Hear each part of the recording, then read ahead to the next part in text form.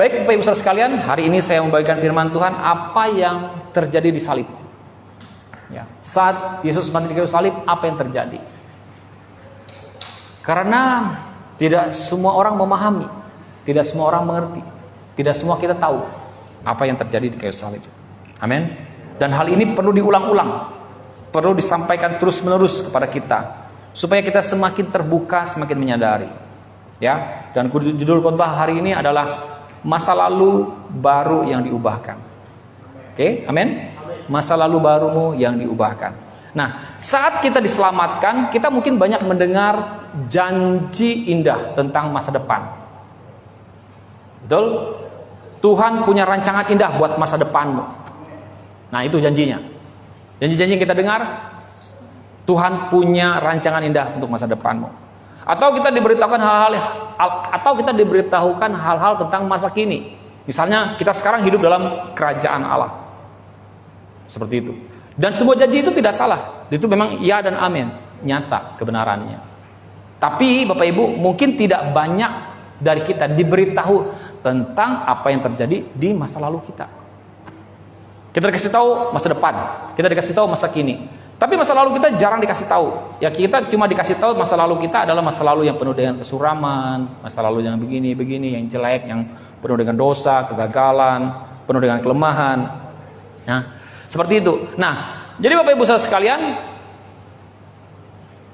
orang mungkin kasih tahu masa lalu kita adalah masa lalu yang penuh dengan misalnya peringatan gitu loh. Misalnya contohnya, jangan kembali ke Mesir, jangan lagi bikin dosa, jangan lagi jatuh dalam dosa.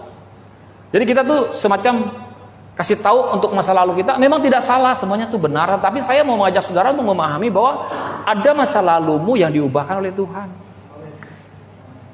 Amin. Nah, tapi Bapak Ibu, apa yang saudara tahu? Ya, tahukah saudara bahwa Tuhan kita itu selain Tuhan masa depan dan Tuhan masa kini, juga adalah Tuhan yang ada di masa lalu saudara. Amin. Kita sering mendengar Tuhan tuh ada di masa depanmu. Jangan khawatir, Tuhan ada di masa depan. Memang betul Tuhan ada di masa depan. Tapi juga saudara harus tahu bahwa Tuhan juga ada di masa lalumu.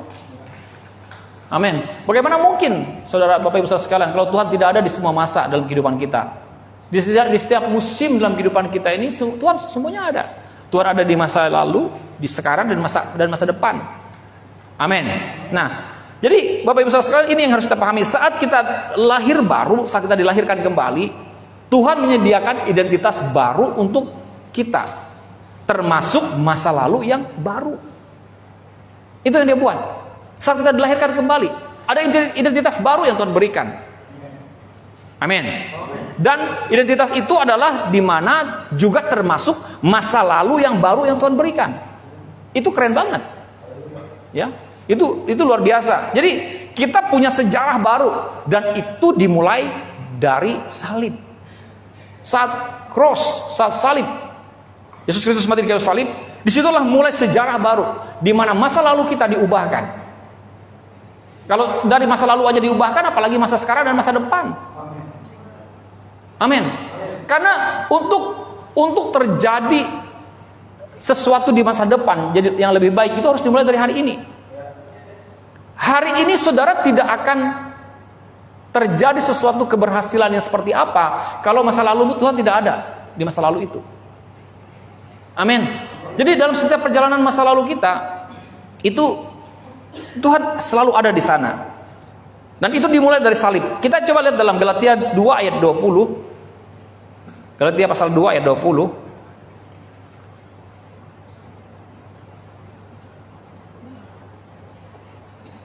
Namun dikatakan, aku hidup tetapi bukan lagi aku sendiri yang hidup, melainkan Kristus yang hidup di dalam aku. Coba perhatikan. Dalam terjemahan King James Version-nya itu, coba dalam terjemahan King James-nya itu, ya, aku telah disalibkan bersama Kristus. I am crucified with Christ. Nevertheless, I live, yet not I, but Christ live in me. Oh beda ya. Oh ya, betul. But Christ live in me. Yang artinya adalah aku telah disalibkan bersama Kristus. Namun aku hidup. Tetapi bukan aku lagi yang hidup, tetapi Kristus yang hidup di dalam aku. Jadi saudara perhatikan kalimat ini. Aku telah disalibkan bersama Kristus. I am crucified with Christ. Betul. Nah jadi saudara harus memahami, saudara harus betul-betul jelas memahami bahwa ketika Yesus disalibkan, itu kita juga disalibkan. Amin. Ingat, saya sudah menjelaskan kepada saudara, mungkin yang di rumah yang juga akan menonton ulang ya video ini, khotbah ini. Yesus menjadi manusia, itu bukan cuma menjadi manusia Yesus. Ketika dia menjadi manusia, dia menjadi saudara dan saya. Saudara manusia, amin. Berarti kalau saudara manusia, berarti dia menjadi saudara. Jadi ketika dia mati, kita juga mati. Dan dikatakan, aku telah disalibkan bersama Kristus. I am crucified with Christ. Namun dikatakan, setelah disalibkan, aku hidup. Tetapi bukan aku lagi yang hidup, tetapi Kristus yang hidup di dalam aku. Christ in you, Christ live in you. Amin. Jadi Kristus hidup di dalam kamu. Dan ini harus kita pahami. Inilah hal yang harus kita mengerti, bahwa masa lalu kita diubahkan oleh Tuhan menjadi cemerlang, menjadi gilang gemilang, dimulai dari salib. Katakan amin. Ya. Jadi apa yang terjadi di salib? Jawabannya adalah bahwa saudara sudah mati.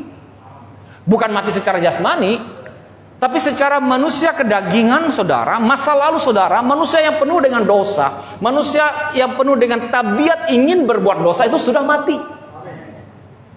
Itu yang harus saudara pahami. Manusia, ayat-ayatnya ada, firman Tuhannya ada, dalam Roma nanti kita akan baca bahwa itu semuanya sudah mati. Segala tabiat dosa kita dikatakan di situ ya. Dan hidupku yang kuhidupi sekarang di dalam daging, katanya dalam Roma Galatia 2 ayat 20 ini, ya. Dan hidupku yang kuhidupi sekarang ini dalam daging adalah hidup oleh iman dalam anak Allah yang telah mengasihi aku dan menyerahkan dirinya untuk aku. Katakan amin. Dan inilah hal terpenting Bapak Ibu yang terjadi pada diri orang yang percaya. Apa itu? Bahwa kita sudah mati bersama-sama dengan Kristus. Dan tidak hanya mati tapi hidup kembali. Namun aku hidup katanya, tetapi bukan aku lagi yang hidup. Jadi kita itu harus mati. Kematian itu secara rohani itu harus kita alami untuk mematikan tabiat dosa kita, keinginan daging kita tadi.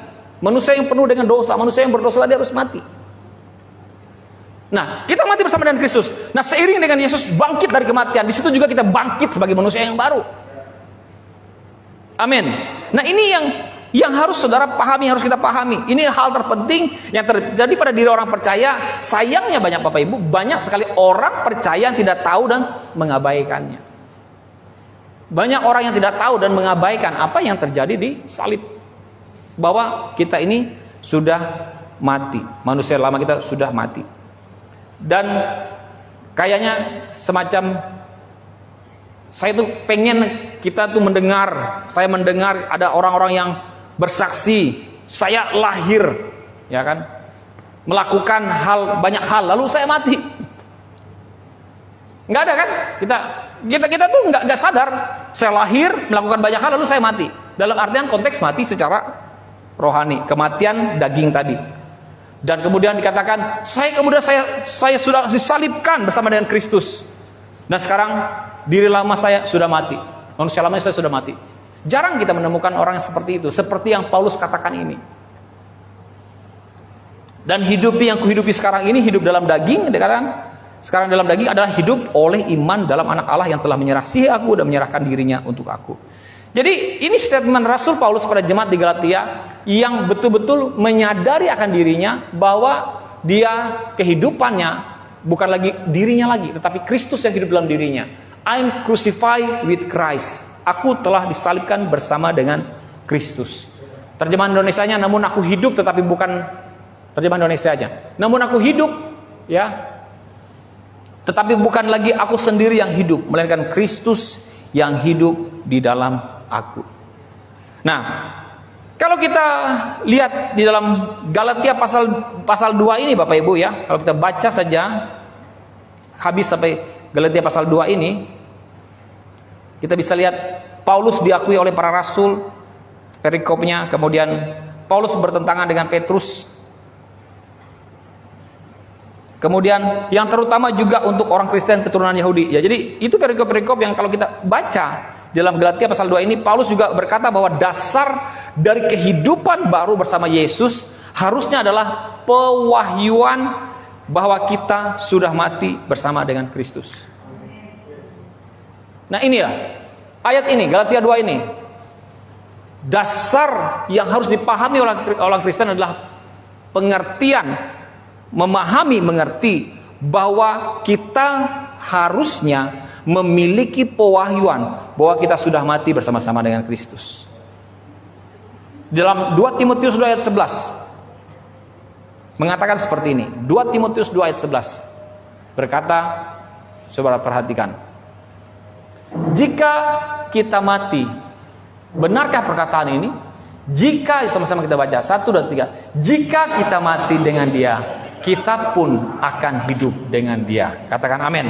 Coba saudara perhatikan. Jadi seharusnya orang Kristen, saudara dan saya, kita hari ini seharusnya memiliki pewahyuan bahwa kita sudah mati bersama dengan Yesus. Pewahyuan ini yang harus kita cekoki dalam diri kita, dalam pikiran kita. Saya sudah mati, manusia lama saya sudah mati, dosa saya sudah mati, keinginan saya untuk berbuat dosa sudah mati.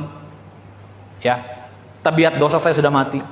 Ini yang harus menjadi pewahyuan dalam diri kita, terus menerus untuk kita pahami, mengerti, supaya kita sungguh-sungguh menikmati karya ilahi, menikmati karya penebusan, menikmati karya keselamatan, ya, kemuliaan yang sudah Tuhan berikan dalam diri kita. Amin. Dan firman Tuhan mengatakan jelas, jika kita mati dengan Yesus, kita pun akan hidup dengan Yesus. Amin. Jadi saya mau ajak saudara untuk melihat 3 hal tentang apa yang terjadi di salib. Hal yang pertama Bapak Ibu, yang harus kita pahami, apa yang hilang dalam diri kita ketika salib, ketika Yesus mati di kayu salib. Amin. Apa yang hilang dari diri saya ketika Yesus Kristus disalib? Apa yang hilang dari saudara ketika Yesus Kristus disalib? Ya, yang pertama, disalib, diri lama kita disalibkan, ya. Disalib diri atau manusia lama kita disalibkan. Seperti yang tadi saya katakan juga di awal, bahwa kita sudah disalibkan bersama dengan Kristus. Jadi hal yang pertama yang harus kita pahami adalah apa yang hilang dari diri kita disalib adalah manusia lama kita disalibkan. Roma 6 ayat 6. Jadi di kayu salib itu ada yang hilang, ya Bapak Ibu. Amin. Ada yang hilang, ada yang kita dapatkan. Yang kedua, nanti ada yang kita dapatkan. Yang ketiga, ada yang tidak diubahkan. Oke. Yang pertama saya mau sampaikan pada saudara, dalam Roma 6 ayat 6, firman Tuhan berkata, karena kita tahu bahwa manusia lama kita telah turut disalibkan. Perhatikan, manusia lama kita turut disalibkan, supaya tubuh dosa kita hilang kuasanya, agar jangan kita menghambakan diri lagi kepada dosa. Roma 6 dalam terjemahan FIH-nya mengatakan seperti ini. Keinginan-keinginan jahat yang dahulu ada pada saudara telah dipakukan pada salib bersama dengan Yesus. Dengarkan ini baik-baik. Perhatikan. Saudara bisa buka di handphone saudara, baca dalam hati saudara. Ya, mengikuti saya. Di Roma 6 ayat 6 terjemahan FIH. Keinginan-keinginan jahat yang dahulu ada pada saudara telah dipakukan pada salib bersama dengan Yesus, sama dengan Dia. Bagian saudara yang cenderung kepada dosa itu telah dikalahkan dan dilumpuhkan, sehingga tubuh saudara yang berdosa itu tidak lagi dikuasai oleh dosa dan tidak perlu lagi menjadi hamba dosa. Bukankah ini luar biasa? Nah, ini yang tidak diketahui oleh banyak orang. Bukankah ini suatu karya yang Tuhan Yesus Kristus lakukan di kayu salib bahwa dia telah betul-betul menyelesaikan semuanya. Amin. Saudara tahu ketika dia mati di kayu salib, dia katakan tetelestai. Ada 3 makna arti kata tetelestai. Tetelestai itu yang pertama diberikan ketika kita berhutang. Dan utang itu dibayar. Ketika sudah dibayar utang, artinya apa? Tetelestai, lunas dibayar. Amin. Yang kedua, ketika kita dihukum di penjara, ketika kita berbuat salah, apa yang kita jalani? Kita menjalani hukuman penjara. Ketika kita sudah menjalani hukuman penjara, ketika kita keluar, apa yang kita katakan ketika kita keluar? Tetelestai, sudah tuntas hukumannya. Amin. Itu yang terjadi di kayu salib. Ketika Yesus berteriak, tetelestai. Dan setelah dia berteriak tetelestai, apa itu tetelestai? Bahasa Indonesianya. Sudah selesai, ya kan? Sudah selesai. Finish, it's finished, katanya. Setelah itu dia menundukkan kepalanya. Sudah selesai. Dan yang ketiga, apa arti mana tetelestai? Artinya adalah menang. Ketika sepasukan tentara, ya, atau kerajaan atau sepasukan tentara lah, sepasukan orang yang berperang. Dan ketika mereka berperang dan mengalahkan musuhnya, dan musuh dikalahkan, ditaklukkan, maka komandan perang, sang jenderal pemimpin perang akan berteriak, berseru, tetelestai. Apa artinya? Kita sudah menang. Itu makna tetelestai. 3 hal ini yang saya dapatkan dalam baru-baru ini, saya pahami makna arti dari tetelestai. Artinya hutang lunas, hukuman sudah ditanggung, dan sudah menang. Amin. Nah, jadi itu yang dilakukan Yesus Kristus di kayu salib. Ini karena kita tahu bahwa manusia lama kita telah turut disalibkan. Seperti di Epayah tadi, bagian saudara yang cenderung kepada dosa itu telah dikalahkan dan dilumpuhkan, sehingga tubuh saudara yang berdosa itu tidak lagi dikuasai oleh dosa dan tidak perlu lagi menjadi hamba dosa. Karena apa? Sudah selesai. Dosamu sudah dibayar. Beberapa waktu yang lalu saya bagikan di Morning Grace tentang apa? Tentang bahwa engkau sudah utangmu sudah dibayar lebih daripada lunas. Engkau 500 punya utang 500 juta, ya, dan dibayar oleh Tuhan. Saudara tahu berapa Tuhan membayarnya? 1 miliar. Itu harus 1 miliar. Tuhan gak bisa membayar sama persis seperti banyaknya utangmu. Kenapa? Kalau dia membayar sama persis dengan utangmu, itu saya sebut dengan utang yang dibayar oleh manusia. Tetapi ini yang membayarnya Tuhan yang menjadi manusia. Karena dia Tuhan yang menjadi manusia, artinya ada keistimewaan. Dia ini adalah manusia yang istimewa. Artinya Tuhan ini, artinya manusia ini adalah manusia yang istimewa karena dia adalah Tuhan yang menjadi manusia. Katakan amin. Nah, sehingga apa yang dia bayar, apa yang dia lakukan ketika dia mati di kayu salib, membayar hutang-hutang kita, dia membayarnya lebih dari lunas. Kenapa harus lebih dari lunas? Karena engkau tidak lagi merasa semacam enggak ada lagi rasa berhutangmu, supaya tidak meninggalkan rasa berhutang. Karena lebih dari lunas. Iya dong. 500 bayar 500 masih ada rasa hutangnya, tapi kalau 500 dibayar 1 miliar malah lebih. Iya kan? Jadi kamu rasa berhutangmu tuh enggak ada lagi, bahkan malah kamu memberi lebih. Memberi lebih. Amin. Hutang dosa dibayar oleh Yesus Kristus. Nah, makanya itu yang harus kita pahami. Harus saudara mengerti dan pahami tentang hal ini. Jadi, yang pertama Bapak Ibu Saudara sekalian yang harus saudara pahami bahwa disalib, manusia lama kita itu disalibkan bersama-sama dengan Yesus Kristus. Manusia lama kita terpisah dari Tuhan dan itu sudah mati. Manusia lama kita yang terpisah dari Tuhan itu sudah mati.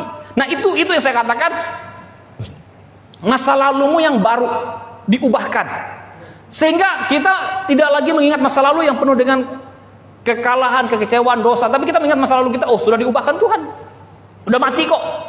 Jadi tidak ada lagi gunanya Bapak Ibu, karena Tuhan sudah membayar semuanya.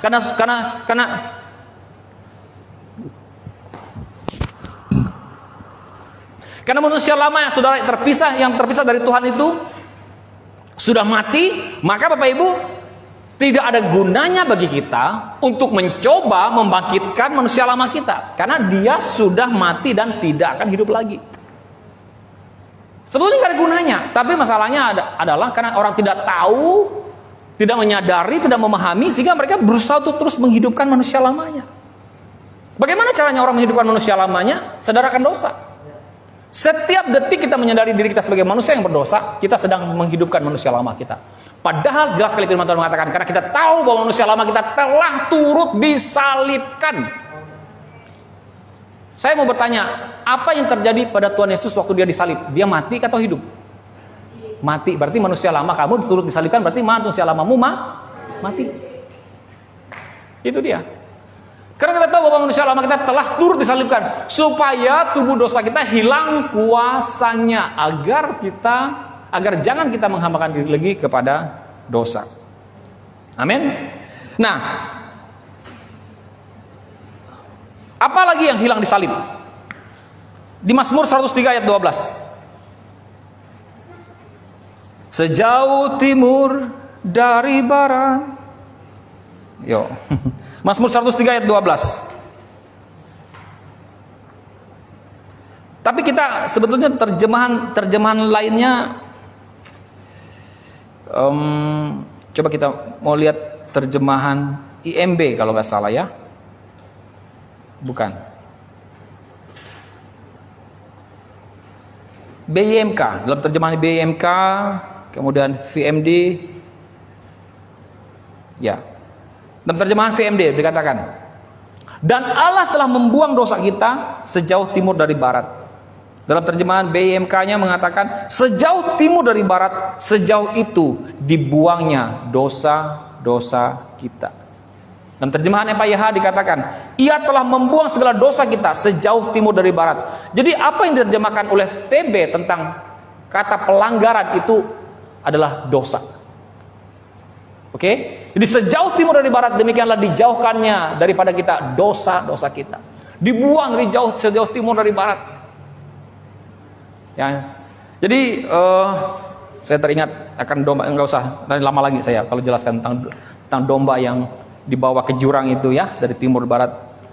Nah, jadi Bapak Ibu Saudara sekalian, jadi apa yang hilang lagi setelah tadi manusia lama kita sudah mati, disalibkan? Yang berikutnya adalah semua dosa kita itu hilang. Dosa memang punya cengkeraman atas hidup saudara dan saya, tetapi Yesus sudah menolong, tapi Yesus Kristus sudah memotong. Dalam terjemahan TB-nya dikatakan ditanggalkan. Kolose 2 ayat 11. Manusia lama kita ditanggalkan, dosa kita ditanggalkan. Jadi dosa saudara dibuang jauh-jauh, dosa saudara tidak lagi berkuasa.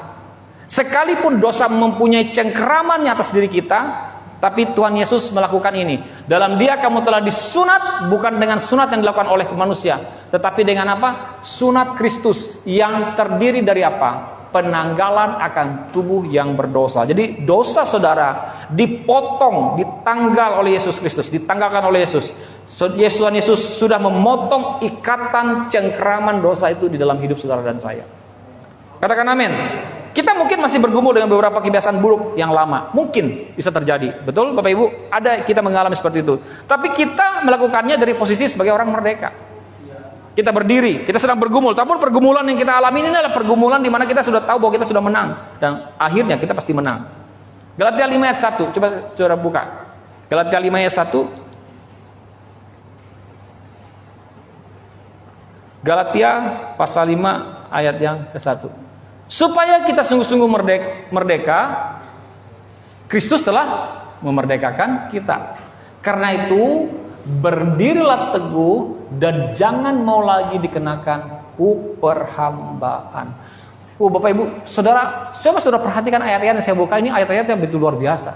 Ayat-ayat karya Kristus yang dikerjakannya bagi kita. Yang kita cuma baca, cuma lewat-lewat saja. Tetapi ini keren-keren banget. Sesuatu karya yang sudah terjadi kayu salib. Coba saudara perhatikan. Supaya kita sungguh-sungguh merdeka, Kristus telah memerdekakan kita. Amin. Amin. Karena itu berdirilah teguh dan jangan mau lagi Ketika dia katakan jangan mau lagi, artinya apa? Kemungkinan kita masih bisa mau.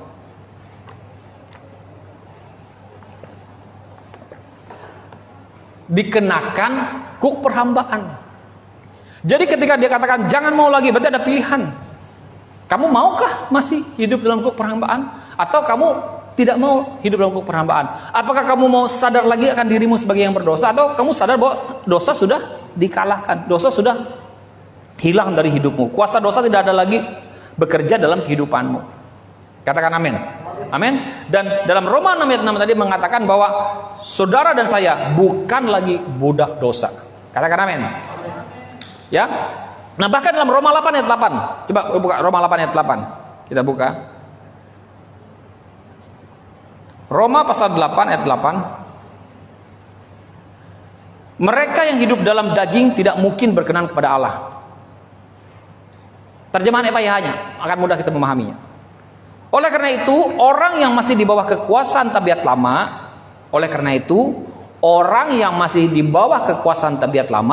yang penuh dosa dan cenderung untuk mengikuti keinginan lama yang jahat, tidak mungkin dapat menyukakan hati Allah. Jadi jikalau kita masih punya kecenderungan untuk mengikuti manusia lama kita, ya dikatakan orang yang masih di bawah kekuasaan tabiat lama, yang penuh dosa dan cenderung untuk mengikuti keinginan lama yang jahat, tidak mungkin dapat menyukakan hati Allah. Jadi manusia ini, Bapak Ibu, sebenarnya tidak akan mungkin bisa menyukakan hati Allah. Gak mungkin. Karena firman Tuhan mengatakan orang yang masih di bawah kekuasaan tabiat lama, yang masih penuh dengan dosa, yang cenderung mengikuti keinginan lama yang jahat, tidak mungkin dapat menyukakan hati Allah. Dan kabar baiknya, Bapak Ibu saudara sekalian, kabar baiknya bahwa ketidakmampuan alamiah kita tadi yang tidak mungkin bisa menyenangkan Allah, ya, sudah hilang. Nggak ada lagi keinginan, maksudnya tabiat lama kita, ketidakmampuan kita untuk menyenangkan hati Allah tadi sudah hilang. Artinya apa? Kita punya kemampuan untuk menyenangkan hati Allah. Hari ini kita sudah punya kemampuan untuk menyenangkan hati Tuhan. Amin. Bahkan setiap kita, Bapak Ibu, yang dulunya hubungan kita adalah hubungan legalisme dengan Tuhan, sudah tidak lagi. Tidak ada lagi didasarkan oleh legalisme. Di dalam Roma 7 ayat 6, kita baca Roma 7 ayat 6. Coba Roma 7 ayat 6.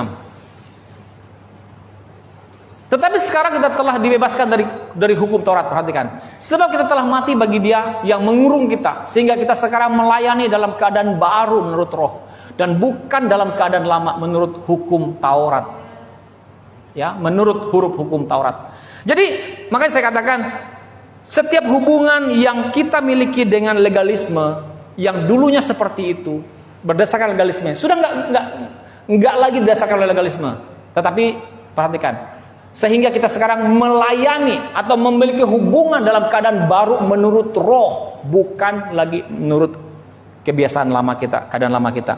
Jadi yang tadi saya katakan, ketidakmampuan alami kita, ketidakmampuan nature kita untuk menyenangkan hati Tuhan tadi itu sudah hilang. Artinya kita memiliki kemampuan untuk menyenangkan hati Tuhan. Kemudian hubungan kita yang berdasarkan legalisme sudah enggak lagi. Hubungan kita berdasarkan roh, ya, tidak lagi berdasarkan hukum. Jadi ini yang harus kita pahami, dan itu yang hilang, yang terjadi di kayu salib. Dan bahkan Bapa di surga berkenan kepada saudara dan saya. Karena apa? Karena Yesus, sehingga kita bisa bisa mengucapkan selamat tinggal kepada rasa bersalah, karena Dia berkenan pada kita. Dia berkenan. Kalau kita berkenan pada seseorang, sekalipun dia bersalah, tapi rasa kita berkenan kepada dia, maka hidup kita akan aman, akan fine saja. Gak apa-apa kamu salah, aku sadar, aku mengerti, begitu ya kan? Nah seperti itu yang terjadi. Buat Bapa menyadari akan kesalahan kita, akan ketidakmampuan kita, sehingga kita bisa mengatakan, ya terima kasih Tuhan, dan kita bisa mengatakan selamat tinggal rasa bersalah, selamat tinggal penghukuman, karena di dalam Kristus tidak ada lagi penghukuman bagi kita yang ada di dalam Kristus Yesus. Katakan amin. Jadi segala ketakutan akan penolakan, ya, dan segala ketakutan akan masa depan ketakutan akan kehilangan, itu juga sudah lenyap. Karena firman Tuhan mengatakan kasih melenyapkan ketakutan. Dalam 1 Yohanes 4 ayat 18, kasih melenyapkan ketakutan. Jadi segala ketakutan akan penolakan itu hilang. Karena saat kita memikirkan kasih Tuhan yang luar biasa, di saat itulah kasih itu mengalir. Kasih yang di kayu salib tadi mengalir. Dan firman Tuhan mengatakan kasih itu adalah kasih yang sempurna dan melenyapkan ketakutan. Katakan amin. Jadi dunia yang kita kenal hari ini pun hilang. Amin. Kita tidak lagi hidup dalam dunia yang kita kenal hari ini. Kita hidup dalam dunia yang baru. Coba kita lihat dalam Galatia 6 ayat 14. Jadi saudara, kalau saudara perhatikan, menyimak satu persatu, saudara bisa dengar lagi khotbah ini ulang di YouTube, Bapak Ibu saudara sekalian ya. Saudara bisa mendengar apa-apa yang hilang dari hidupmu, tabiat-tabiat dosa dan berbagai macam. Saudara bisa perhatikan, ya. Jadi Galatia 6 ayat 14 mengatakan, tetapi 1, 2, 3, kita sama-sama baca. 1, 2, 3. Tetapi aku sekali-sekali tidak mau bermegah selain dalam salib Tuhan kita Yesus Kristus, sebab olehnya dunia telah disalibkan bagiku dan aku bagi dunia. Katakan, sebab olehnya, ya, oleh karena salib itu dunia telah disalibkan bagiku. Jadi bahkan Bapak Ibu, dunia yang kita kenal pun juga disalibkan, hilang kuasanya. Amin. Dan dengar baik-baik, sumber identitas, garis bawahi sumber identitas dan rasa aman kita sudah digantikan oleh sesuatu yang jauh lebih baik. Itu dia. Jadi sumber identitasmu, rasa amanmu sudah digantikan oleh sesuatu yang lebih baik. Jadi semua kecemasan, halo? Jadi semua kecemasan kita akan cara hidup yang sempurna. Bagaimana supaya hidup sempurna? Kecemasan kita akan kesempurnaan penampilan, atau sikap kita yang seringkali jaim, jaga image, kekhawatiran akan masa depan, itu semuanya hilang. Itu yang hilang di kayu salib. Amin. Kekhawatiran kita akan masa depan, kekhawatiran kita akan keselamatan, rasa jaim kita, sikap kita yang jaim tentang kekhawatiran akan masa depan kita, kecemasan akan kesempurnaan penampilan performa kita, itu hilang di kayu salib. Tuhan telah mengubah itu, mengubah segala sesuatu yang sepertinya suram, madesu, ya. Jadi apa? Masa depan suram jadi masa depan cerah, maderah. Nah. Maderah. Jadi masa depan suram menjadi masa depan cerah. Amin. Tuhan sudah menggantikannya. Wow, luar biasa. Amin. Jadi, dan itu semua yang Tuhan lakukan bagi kita. Saat kita di dalam Yesus dan Dia sudah dan Dia dalam kita. Amin. Tuhan Yesus sudah mengalahkan dunia. Yohanes 16 ayat 33. Saudara baca. Yohanes 16 ayat 33. Kita baca sama-sama. 1, 2, 3. Semuanya ini kukatakan kepada kamu supaya kamu beroleh damai sejahtera dalam aku. Dalam dunia kamu menderita penganiayaan, tetapi kuatkanlah hatimu. Aku telah mengalahkan dunia. Perhatikan, Yesus sudah mengalahkan dunia. Katakan amin. Makanya tadi saya katakan tadi, tetelestai. Di salib itu apa? Musuh sudah kalah, kita menang. Dunia sudah dikalahkan, bahkan dunia pun sudah hilang. Kecenderungan kita yang hidup mengikuti keinginan dunia ini sudah hilang. Saya masuk pada yang bagian yang kedua. Yang pertama, apa yang hilang dari dalam dirimu ketika engkau disalib? Bukan ketika engkau disalib, ketika Yesus disalib, ya. Yang kedua adalah apa yang engkau dapatkan di kayu salib ketika Yesus disalib. Amen. Jadi apa yang kita dapatkan di salib ketika Yesus mati di kayu salib bagi kita. Di kayu salib, disalib, Yesus sebelum kita melakukan hal apapun, kita menerima pendamaian dengan Tuhan dan sepenuhnya kita diampuni. Itu yang terjadi. Yang terjadi di kayu salib adalah kita menerima pendamaian dan sepenuhnya diampuni. Kita lihat ayatnya di dalam 2 Korintus 5 ayat 19. 2 Korintus 5 ayat 19.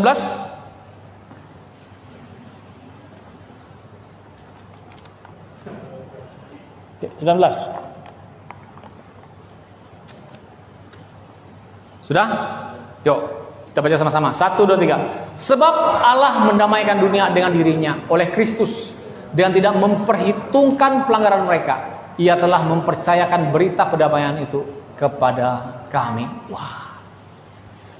Sebab Allah mendamaikan dunia dengan dirinya oleh Kristus, dengan tidak memperhitungkan pelanggaran mereka. Allah telah mendamaikan Ipur, ya, dengan dirinya. Allah telah mendamaikan Anto, saya, dengan diri Tuhan oleh karena Kristus, dan tidak memperhitungkan dosa dan pelanggaran saya. Amin. Ia telah mempercayakan berita pendamaian itu kepada kami, dan berita pendamaian itu dipercayakan kepada kita. Dan tahun ini kita memberitakan Injil kasih karunia, berita tentang pendamaian itu kepada setiap orang. Amin. Jadi apa yang kau dapatkan di kayu salib? Engkau mendapatkan pendamaian dengan Allah. Setelah itu, apa yang kau dapatkan di kayu salib? Sepenuhnya engkau menerima pengampunan yang saya sebut dengan sepenuhnya diampuni. Kolose 2 ayat 13. Kita baca ayatnya. Kolose 2 ayat 13 tentang sepenuhnya diampuni. Sama-sama, 1, 2, 3. Kamu juga meskipun dahulu mati oleh pelanggaranmu dan oleh karena tidak disunat secara lahiriah, telah dihidupkan Allah bersama-sama dengan Dia sesudah apa? Ia mengampuni segala pelanggaran kita.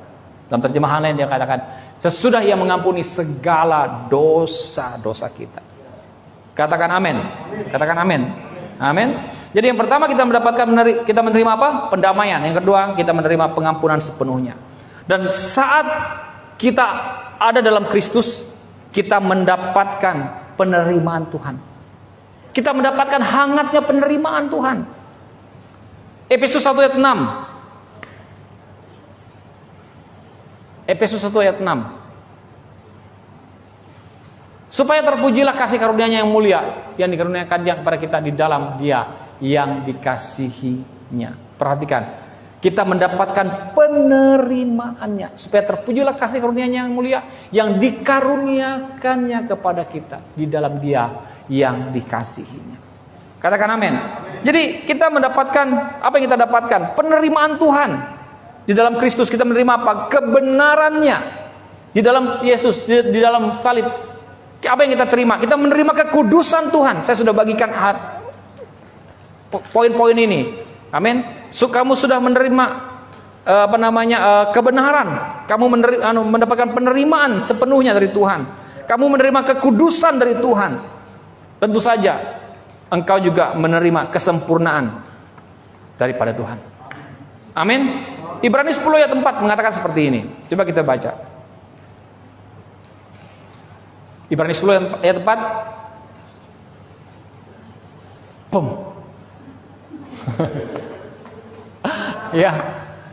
Ya. 1, 2, 3. Sebab tidak mungkin darah lembu jantan atau darah domba jantan menghapuskan dosa. Artinya apa? Bahwa binatang tidak mungkin menghapuskan dosa.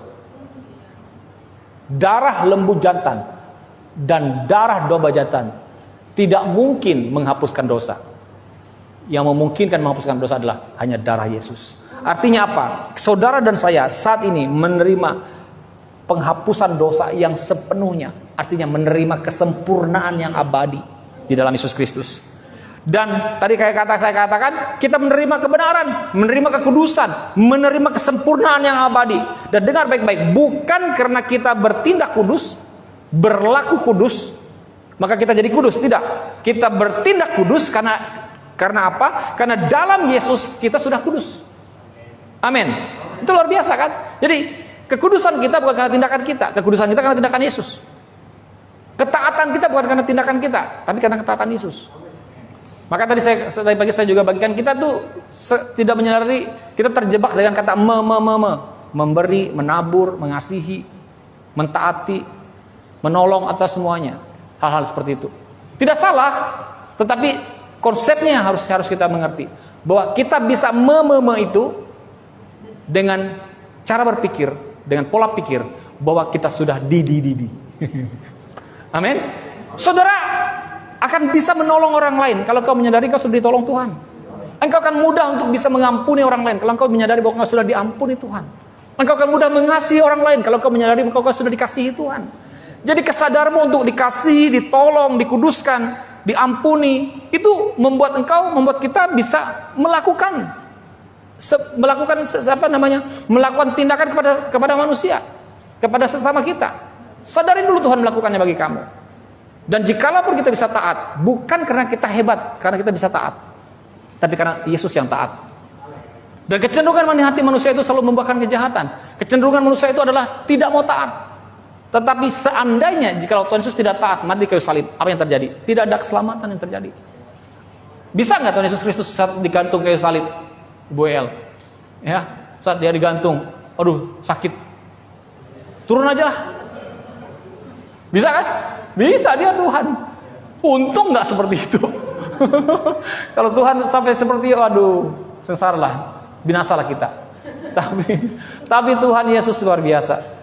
Sekalipun dia harus bergumul, sebelum dia mati, dia udah tahu, sebelum dia pikul salibnya, sebelum dia hanging tahu hanging, Diki? Tergantung. Wah, Ipur jawab. Ipur kata digantung. Ya, sudah tahu ya, Pak. Sudah lulus bahasa Inggrisnya, udah bagus ya. Sebelum dia hanger. Nah, gantungan kan? Nah, hanger baju, hang. Nah, bacanya hanging. Hanger, penggantung. Nah, gitu. Jadi bahasa kita tuh banyak bahasa Inggrisnya, ya kan? Round, nah, kue round, nah, keliling-keliling, jalan-jalan. Bahasa Inggrisnya sama, round juga, betul nggak dia? Iya. Bahasa Inggris round itu artinya jalan-jalan, keliling-keliling. Itu bahasa Inggris. Bahasa kita sama, round. Jadi bahasa Indonesia banyak bahasa Inggris juga. Ya, jadi sebelum dia hanging on the cross, dia udah tahu rasanya bagaimana sakitnya. Makanya dia katakan, Bapak sekiranya lalukan cawan ini daripada aku. Dia minta sekiranya dilalukan, tapi dia tidak melakukannya. Tapi Bapak tidak melakukannya. Karena kalau itu dilakukan, waduh, binasa kita. Amin? Halo. Jadi bukan karena bertindak kudus maka kita jadi kudus, Bapak Ibu.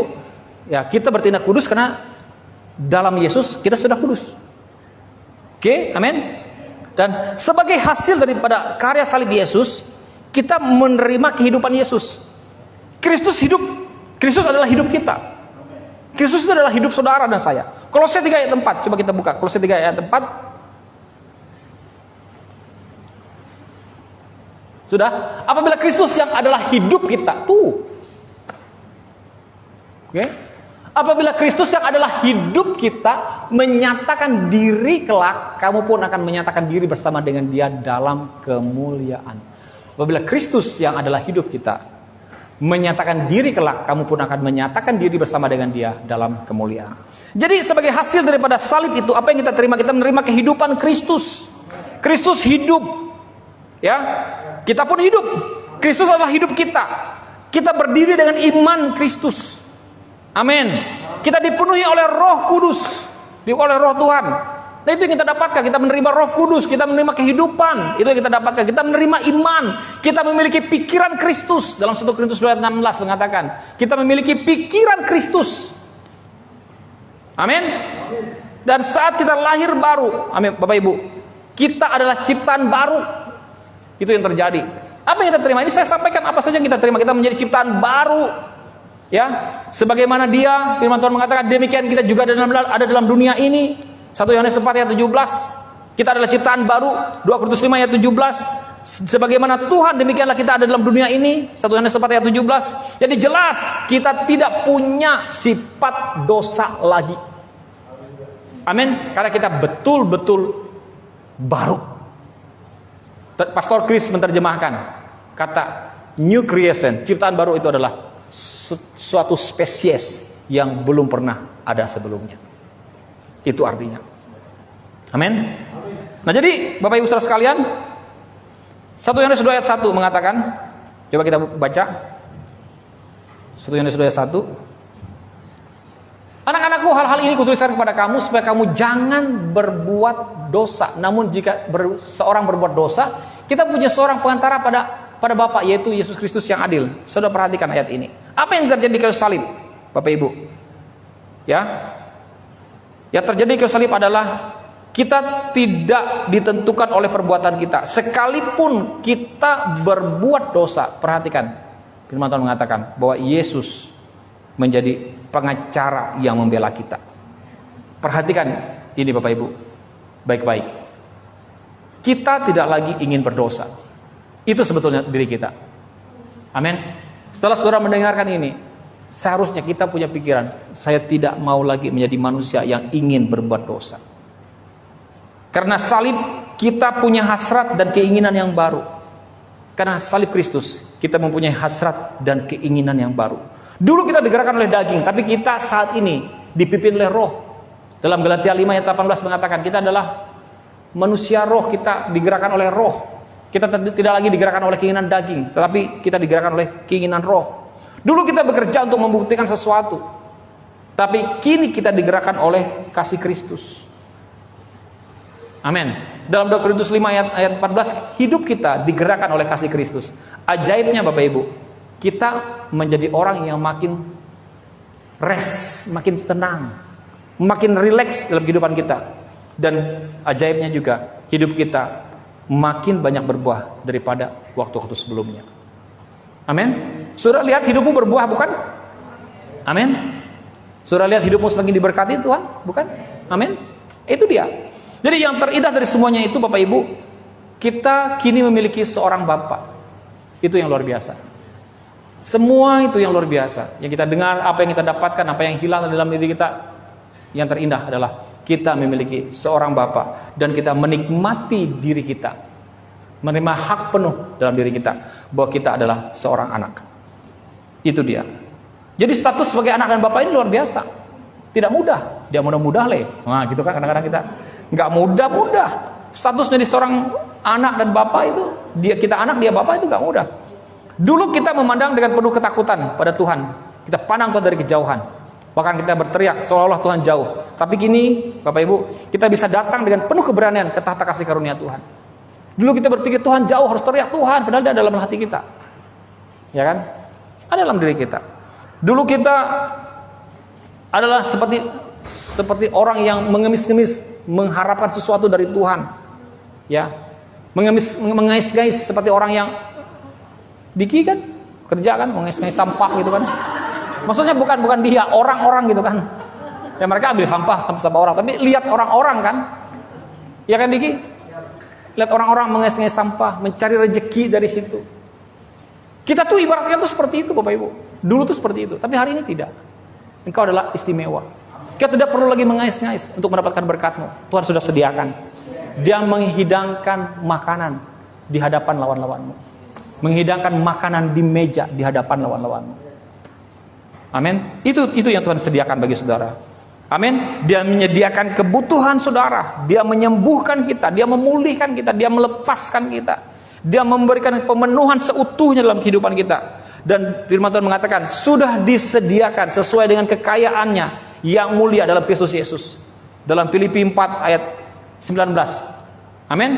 Kita kini adalah Bapak Ibu imam sekaligus raja. Nah, Filipi 4 ayat 19. Allahku akan memenuhi segala keperluanmu menurut kekayaan dan kemuliaannya dalam Kristus Yesus. Jadi sudah disediakan, dipenuhi semuanya sesuai dengan kekayaan dan kemuliaannya dalam Kristus Yesus. Jadi saudara kini adalah imam sekaligus raja. Raja dari raja di atas segala raja. 1 Petrus 2 ayat 9, imamat rajani, kepunyaan Allah. Amin. Dan sebagai perwakilan Tuhan di dunia ini, kita memiliki otoritas Tuhan atas segala sakit, penyakit, dan roh jahat. Dan ketika kita menumpangkan tangan atas orang sakit, dan orang itu akan sembuh. Demikian firman Tuhan mengatakan. Jadi ada otoritas. Nah ini yang kita dapatkan. Apa yang kau dapatkan? Otoritas, kuasa, keistimewaan. Amin. Menjadi imamat rajani, menjadi bangsa yang kudus, menjadi kepunyaan Allah sendiri. Dan itu begitu banyak. Saya sampaikan ini. Hampir 1 jam saya sampaikan. Bagaimana apa yang kau dapatkan di salib. Bagaimana Tuhan yang kerjakan bagi kehidupanmu. Nah, ada 2 hal yang Tuhan tidak bisa ubah dalam kehidupanmu. Sekalipun salib terjadi, cross terjadi, kematian sudah terjadi. Tetapi Tuhan, 2 hal ini yang tidak bisa berubah dalam kehidupan kita. Yang pertama adalah tubuh fisik jasmani kita tidak berubah. Kita tetap begini-begini aja. Ketika saya lahir baru, saya tidak jadi Lee Min Ho. Saya tetap jadi Anto. Amin. Ketika Ken lahir baru tidak menjadi apa? Martin siapa itu? Nggak kenal saya. Martin Luther. Ya, tidak menjadi gitu. Ya jadi gini-gini aja. Maksudnya jadi manusia seperti ini. Amin. Tetap, maksud saya kita tetap menjadi manusia yang seperti ini, tidak berubah, dan tubuh fisik jasmani kita tidak berubah. Itu yang pertama. Ya, kita mungkin mengalami kesembuhan secara fisik tubuh kita, tetapi tubuh kita tetaplah dipengaruhi oleh kejatuhan. Maksud saya, kita ini bisa sembuh, tetapi ada satu hal bahwa kita tetap masih dipengaruhi oleh kejatuhan. Apa? Kejatuhan dalam dosa. Artinya kita bisa sakit.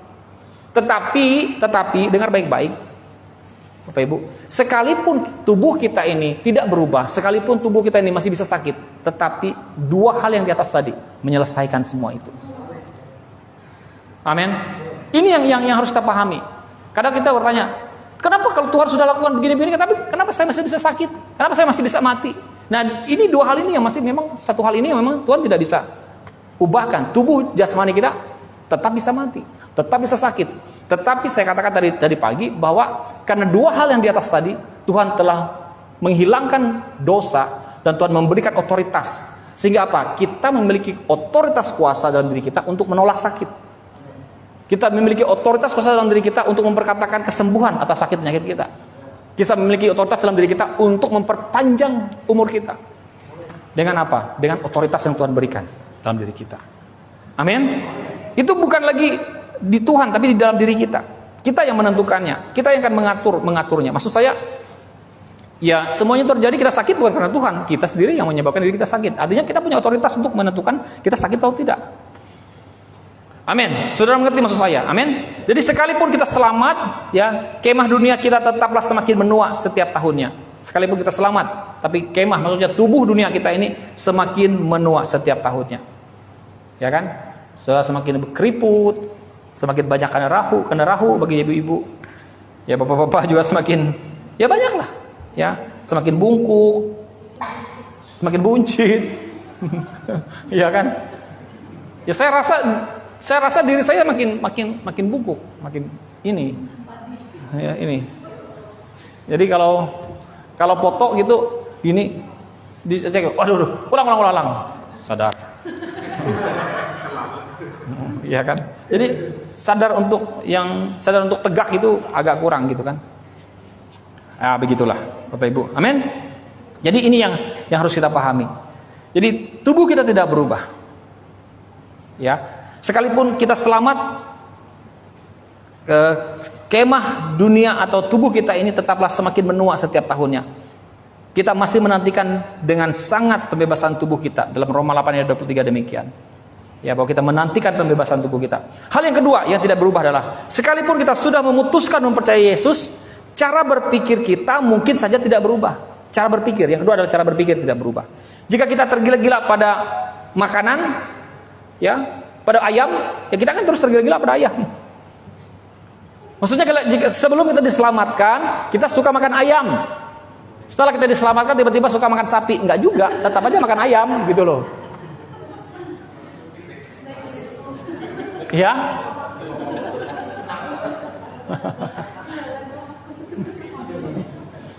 Oke, amin. Jadi kita sekalipun kita sudah diselamatkan, jadi hal-hal itu tidak akan mengubah kita. Tetapi dengar baik-baik, itu bisa karena 2 hal tadi di atas, kita bisa mengubahnya. Karena makanya firman Tuhan katakan, hendaklah engkau berubah oleh pembaharuan budimu. supaya kau bisa membedakan kehendak Allah yang mana yang baik, yang berkenan, dan yang sempurna. Oke, ingat, setiap kali saya katakan dua hal yang tidak berubah ini, yang terjadi ketika salib terjadi, dua hal ini tidak berubah, tetapi ingat dua hal yang di atas, ya, yang hilang dan yang Tuhan berikan, itu bisa mengubah semuanya itu. Makanya kita perlu dua hal itu untuk bisa menyadari, untuk bisa mengubah hidup kita. Jadi cerita awal kisah kita yang baru, ya, itu terjadi dalam Roma 5 ayat 17. Perhatikan. Roma 5 ayat 17 sering kita baca ini. Sebab jika oleh dosa satu orang mau telah berkuasa oleh satu orang itu, maka lebih benar lagi mereka yang telah menerima kelimpahan kasih karunia dan anugerah kebenaran akan hidup dan berkuasa oleh karena satu orang itu, yaitu Yesus Kristus. Jadi niat hati Tuhan adalah kita berkuasa dalam kehidupan kita. Amin. Tuhan berkuasa atas keinginan Tuhan, kita berkuasa atas kehidupan kita. Dia ingin kita jadi kepala bukan ekor. Dia ingin kita segala keadaan kita. Tuhan ingin kita berkuasa. Tuhan menginginkan kita menjadi kepala bukan ekor. Tuhan menjadikan kita sebagai pemenang atas segala keadaan kita. Amin. Tapi ini tidak akan kita alami sekarang atau nanti jika kita tidak menghargai apa yang sudah Tuhan Yesus lakukan di masa lalu kita. Maka tadi saya katakan, itu tidak akan terjadi. Perubahan itu tidak akan terjadi. Sekalipun tubuh kita masih bisa menua. Tapi ingat baik-baik, kita selalu deklarasikan awet muda. Kita masih bisa awet muda loh. Kita semua nih awet muda nih. Gini-gini aja mukanya, gak berubah-ubah. Ya kan? Mukanya, perutnya yang bertambah. Makanya saya bilang, ibu saya kalau semir rambutnya ini pasti kayak muda banget gitu. BG ya? Iya kan? Tapi repot, saya bilang harus semir-semir lagi, terus. Iya kan? Kecuali kalau semirnya warna putih.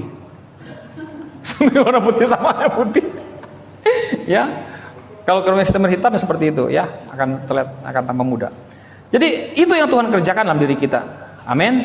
Jadi itu tidak akan terjadi kalau kita tidak akan menghargai apa yang sudah Tuhan lakukan di masa lalu kita. Jikalau kita tidak menghargai itu, maka kita tidak akan mengalami hidup yang berkemenangan, berkuasa, menjadi kepala dan bukan ekor. Jadi semua orang percaya tahu apa yang terjadi pada Yesus di kayu salib, tetapi tidak semua orang tahu apa yang terjadi pada diri mereka di kayu salib. Ya. Saya ulang, semua orang percaya tahu apa yang terjadi pada Yesus di kayu salib, tetapi tidak semua orang tahu apa yang terjadi pada diri mereka di sana di kayu salib itu. Amin. Karenanya Bapak Ibu, orang akan selalu terus berjuang menjadi seseorang yang sebenarnya sudah jadi identitas mereka. Orang akan terus berjuang meraih apa yang sebenarnya mereka sudah miliki. Itu yang terjadi. Banyak orang Kristen seperti ini, berjuang untuk mendapatkan identitas mereka, dan mereka sudah memilikinya. Mereka berdoa seperti pengemis ketimbang seperti komandan. Padahal firman Tuhan mengatakan, aku memberikan otoritas. Kalau otoritas itu berarti apa? Memerintah, bukan meminta-minta. Bahkan mereka melihat diri mereka sebagai hamba, bukan anak. Itu yang terjadi pada orang-orang yang tidak menyadari mereka punya identitas yang baru. Saat kita lahir baru, Tuhan mengerjakan hal-hal yang ajaib dalam diri kita. Dia memberi kita masa lalu yang penuh dengan gilang gemilang. Dia memberikan kita kehidupan yang benar-benar baru. Dia mengubah semua hal, Bapak Ibu, yang perlu diubah dalam diri kita. Sudah diubahkan Tuhan. Hanya satu yang dia biarkan tidak berubah, itu pikiran saudara. Hanya itu yang tidak dia ubahkan. Pikiran saudara. Hanya engkau yang bisa mengubahnya. Dengan cara apa? Memutuskannya, memilih, free will tadi, untuk mengubah pikiranmu. Dengan satu hal yang dibiarkan tak berubah, kira-kira Bapak Ibu, apa menurut kita kunci untuk hidup dalam kehidupan berkemenangan yang Tuhan inginkan kita hidupi? Apa kuncinya? Kuncinya adalah kita harus mengubah cara berpikir kita. Amin. Ubah cara berpikirmu. Efesus 4 ayat 23. Efesus 4 ayat 23. Oke. Sama-sama kita baca 1, 2, 3. Dan supaya kamu dibaharui dalam roh dan pikiranmu. Jadi pola pikir kita dibentuk oleh masa lalu kita. Ya, masa lalu kita kita sudah dengar khotbah-khotbah hal ini sudah di masa-masa yang lalu. Pola pikir kita dibentuk oleh masa lalu kita. Jadi kita mengidentifikasi masa lalu kita dengan yang mana? Halo? Apakah kamu mengidentifikasi masa lalumu berdasarkan masa lalu lamamu, manusia lamamu, atau kamu mengidentifikasi masa lalumu berdasarkan masa lalumu sebagai manusia yang baru? Saya tadi jelas manusia lama kan ini adalah manusia lama yang penuh dengan dosa, ingat dosa, berbuat dosa. Tapi masa lalu yang baru kita adalah sudah diampuni, sudah ditebus, hilang kuasa dosa.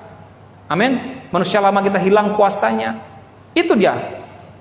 Jadi segala sesuatu yang kita perlukan untuk hidup yang saleh datang melalui pengenalan kita akan Yesus yang telah memanggil kita. Itu dia Bapak Ibu. Amin. Kalau kita mau terobosan dalam hidup kita, lihat ke Yesus. Lihat ke salib dan ubah cara berpikirmu. Patung, ular tembaga, tiang ular tembaga menjadi contoh. Setiap kali kita lihat kata dalam masalah, lihat Yesus. Ketika mereka lihat sakitnya, mereka mati. Tapi lihat Yesus, mereka hidup. Itu firman Tuhan yang betul-betul merema dalam diri saya terutama. Jadi setiap pergumulan apa yang terjadi, lihat Yesus. Amin. Kalau kita mau ada terobosan dalam kehidupan kita, lihat ke Yesus. Lihat ke salib, cross. Karena patung ular tembaga di tiang tiang ular tembaga yang dibuat oleh Musa, yang disuruh oleh Tuhan, itu gambaran tentang salib. Amin. Jadi di situ kita berubah cara berpikir kita. Amin. Jadi jelas firman Tuhan mengatakan, jangan serupa dengan dunia ini, tapi berubahlah, bertransformasilah dengan memperbaharui pikiranmu, akal budimu. Amin. Jadi ini adalah awal yang luar biasa yang kita bisa miliki dalam kehidupan kita. Katakan amin. Mari kita bangkit berdiri bersama saya. Katakan, di salib aku sudah mati, dan hidup yang kuhidupi sekarang dalam daging adalah hidup dengan iman anak Bapa yang mengasihi aku dan yang telah menyerahkan dirinya buatku. Katakan amin.